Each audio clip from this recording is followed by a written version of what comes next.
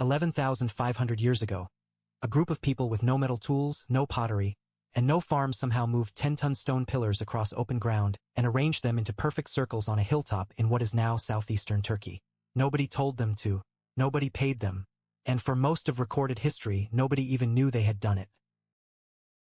For decades, that hilltop near Şanlıurfa sat quietly under centuries of accumulated soil, dismissed by passing archaeologists as an unremarkable medieval cemetery.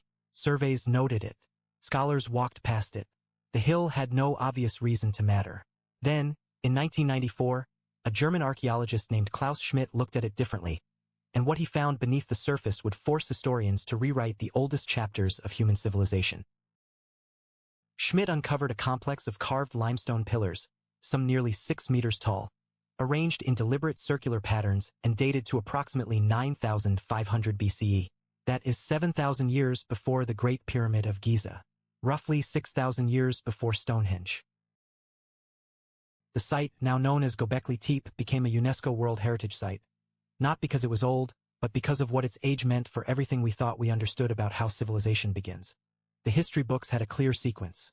Farming first, then settlements, then surplus food, then complexity, then monuments. That sequence made logical sense. You need organized society before you can organize construction. Except Göbekli Tepe existed before any of that. The people who built it were hunter-gatherers, nomadic, pre-agricultural, with no centralized government and no stored grain. And yet they built something that would outlast nearly every structure humans have ever made. The pillars themselves are staggering up close. Quarried from bedrock roughly 100 meters away using nothing but flint tools, each one weighing between 10 and 20 tons. No wheels, no metal chisels, no cranes, just human hands, human coordination, and a level of collective effort that archaeologists are still struggling to fully account for. The carvings on those pillars, foxes, vultures, scorpions, abstract symbols, suggest not just labor, but meaning. These people were communicating something. What they were communicating is where the real mystery deepens.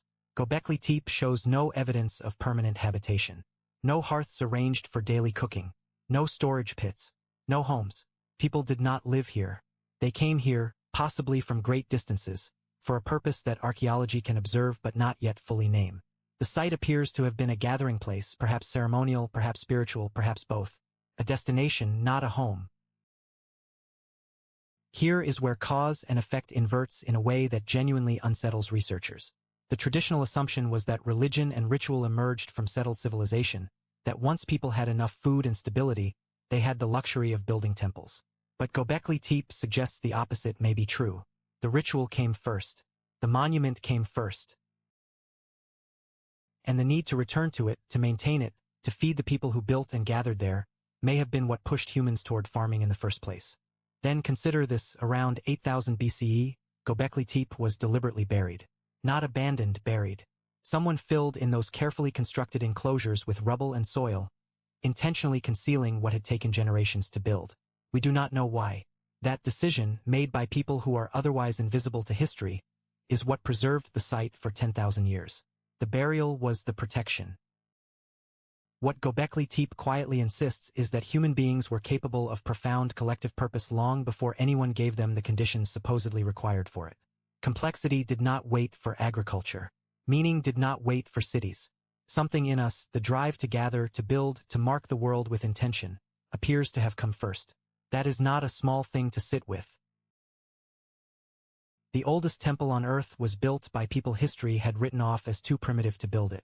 Subscribe to factstormhub. We tell stories like this every day.